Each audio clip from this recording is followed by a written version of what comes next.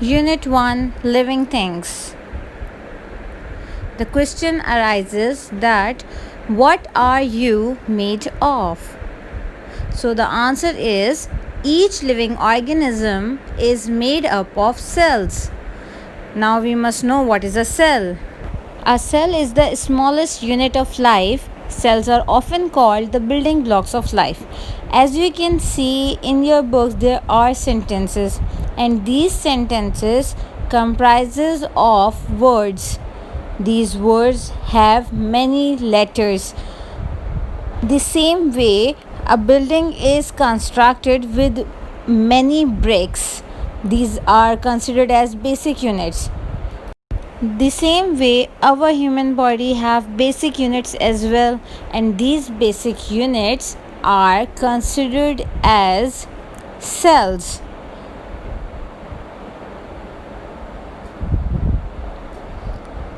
So we must know that what kind of cells our body have and how many cells are there.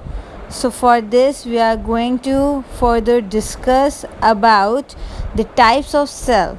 There are two types of cell, that is single celled organisms, which are known as unicellular organisms. The example is amoeba. As you can see, there is a picture attached of amoeba. It is a single cellular cell, while we human beings are considered as multicellular cells.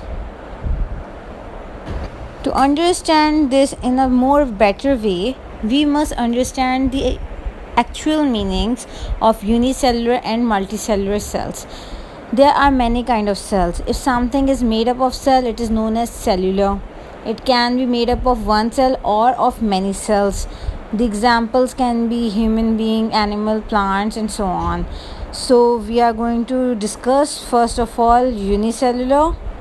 Uni means one. Like for example, unicycle, having one tire. As you can see that unibrow, if a person having one eyebrow, considered as unibrow.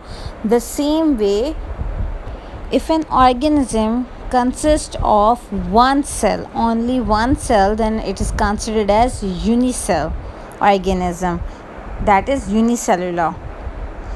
And the example is amoeba. Here is a picture. As you can see, amoeba is found in water and can be seen by the help of microscope. Multicellular.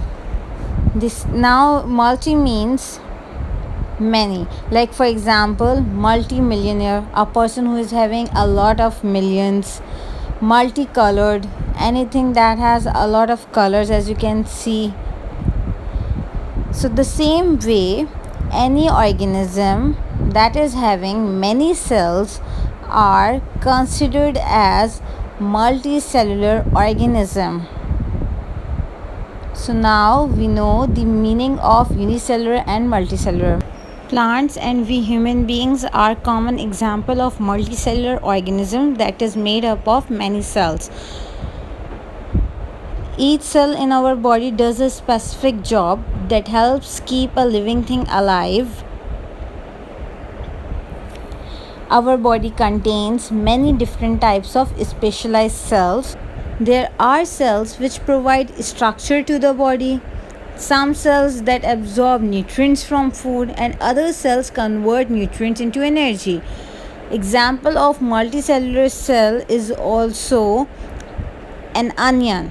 An onion is a multicellular, that it means that consists of many cells, so it is a multicellular plant organism.